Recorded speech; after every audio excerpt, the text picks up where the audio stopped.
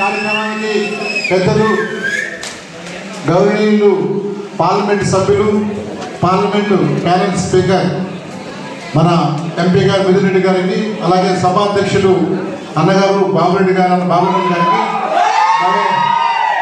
అన్నలు కొల్లం వెంకటరమణ గారికి, ఇప్పుడున్న పార్టీ కన్వీనర్ ముస్తాక్ గారికి, అదేవిధంగా మల్లికార్జున గారికి, విజయకుమార్ గారికి, చెంగన్న, అదే ఉడువారు శ్రీనివాస్ రెడ్డికి, రామసుబ్బన్న గారికి, శ్రీనివాస్ గారికి, స్థానిక సర్పంచ్ శ్రీనివాస్ రెడ్డి గారికి, శంకర్ రెడ్డి గారికి, జడ్పీ రామనాథ్ గారికి, అదేవిధంగా అన్నపూర్ణమ్మ గారికి, సుధాకర్ గారికి, మన పెనల్లూరు సర్పంచ్ వెంకటరమణ గారికి, మరో నల్లపేటపల్లిపల్లి శ్రీనివాస్ రెడ్డి గారికి, వేదికన డాక్టర్ రంజిత్ గారికి,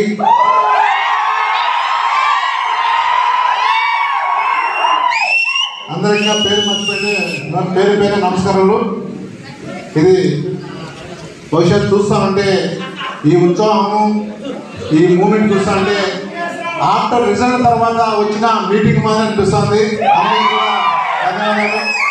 ఇప్పుడే బాబన్న కార్యకర్తల్లో జోష్ పెంచాడు. ఆయన స్పీచ్ లో ఒరిజినల్ లాంగ్వేజ్ వచ్చేసింది. అంటే ప్రత్యర్థుల పైన ఏ విధంగా విరుచుకుపడతారో ఆ విధంగా ఆయనకు కోపం కట్టదించుకున్నది. ఎందుకంటే ముగ్గురు ఇన్ఛార్జ్ గురించి, ఆ ముగ్గురు ఇన్ఛార్జ్ గురించి అది ఆయన చెప్పిన దానికి 100% అది సత్యము అని చెప్పిన దాంట్లో ఈరోజు ఇంత మంచి కార్యక్రమానికి ఈరోజు మన పార్లమెంట్ సభ్యులు ఇక్కడ రావడం అనేది కూడా చాలా చాలా ఆనందకరమైన విషయం.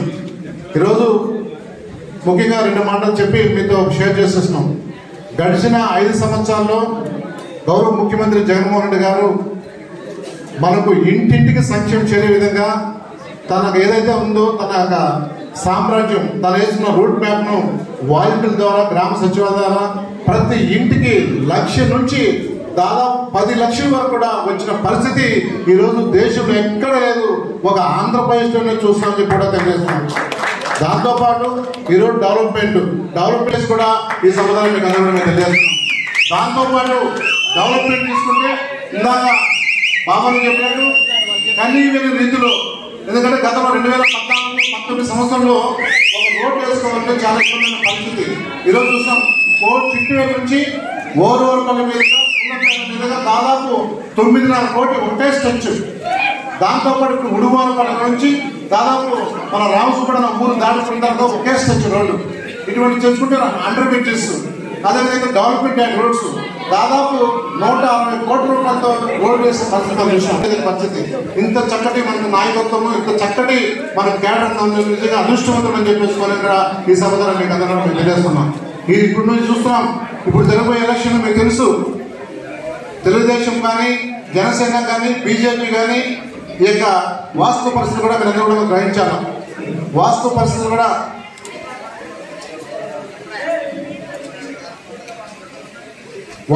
మనం గ్రహించుకోవాలా. ఈరోజు తెలుగుదేశం పార్టీకి అభ్యర్థులు లేరు.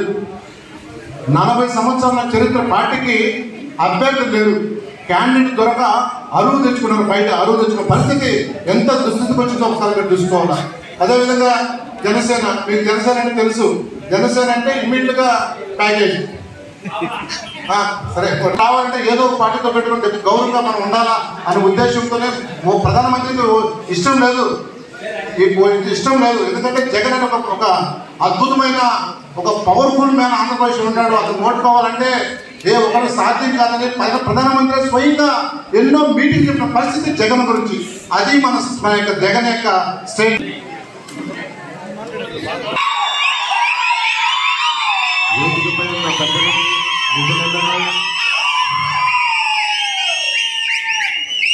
వేదికపైకి ఉన్న మిథునన్నకు, సీనన్నకు, బాబురెడ్డి గారికి, గంగిరెడ్డి గారికి, కుమారన్నకు, వెంగరెడ్డి అంకుల్కు, ముస్తాక్ మామకు, మల్లన్నకు, అన్నపూర్ణమ్మకు, మన జడ్పీటీసీ రామనాథ్ అంకుల్కు, రామసుబ్బాడి మామకు, వైస్ ఎంపీపీలకు, జడ్పీటీసీలకు అందరికీ నా నమస్సుమాంజలి. ఒకటి మనం గుర్తుపెట్టుకోవాలి ఏంటంటే మనది 2019లో గవర్నమెంట్ వచ్చింది. వచ్చిన వెంటనే కరోనా. ఈ దేశం కాదు, ప్రపంచంలో ఎప్పుడు ఏది చూడని ఒక జబ్బు. దాన్ని మన ఆంధ్రప్రదేశ్లో ఏ విధంగా ముందుకు తీసుకెళ్లారో మీరు ఆలోచించండి. ఇంటింటికి కిట్ ఇచ్చారు, ఇంటింటికి మెడిసిన్ పంపించారు. ఇది మన రాష్ట్రంలోనే జరిగింది, ఏ రాష్ట్రంలోనూ జరగలేదు. హాస్పిటల్కి వెళ్తే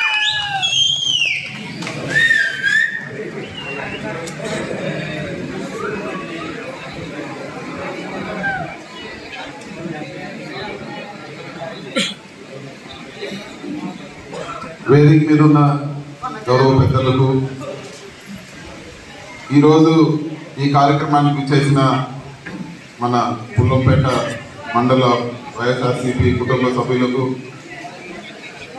పార్టీ నాయకులకు, మీడియా మిత్రులకు అందరూ కూడా పేరు పేరున నమస్కారం.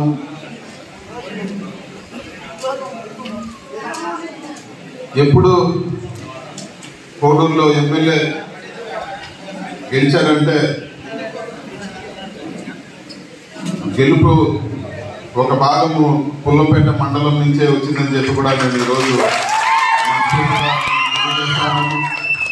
ఎంత ఒడుగు తొడుగులున్నా, ప్రభుత్వం వచ్చినా రాకపోయినా ఒకటైతే గ్యారంటీ, పుల్లంపేట మండలంలో మెజార్టీ వైసీపీకి అనేది ఇప్పుడు కూడా గ్యారంటీ అని చెప్పి నేను మనస్ఫూర్తిగా నమ్ముతాను.